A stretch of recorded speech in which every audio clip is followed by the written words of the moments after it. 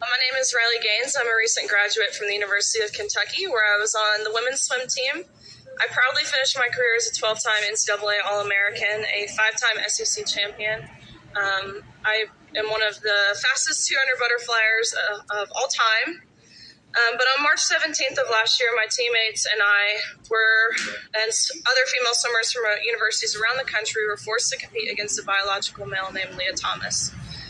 Thomas was allowed to compete in the women's division after competing as a member of the University of Pennsylvania's men's swim team for 3 years. We watched on the side of the pool as Thomas won a national title in the 500-yard freestyle, beating out the most impressive and accomplished female athletes in the country, including Olympians and American record holders. Whereas just the year before, Thomas at best was ranking in the 400s in the men's category.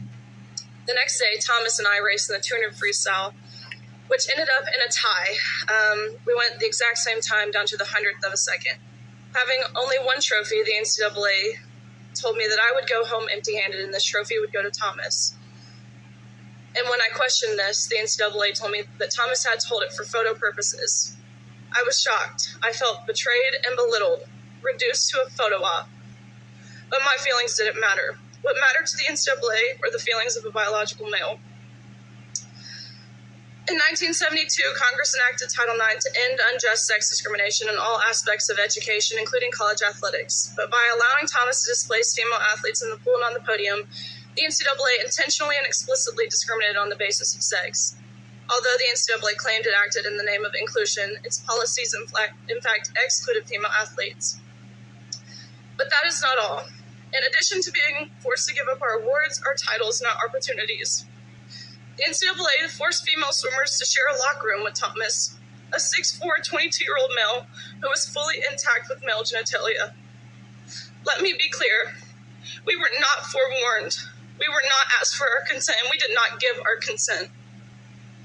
If nothing else, I hope you can truly see how this is a violation of our privacy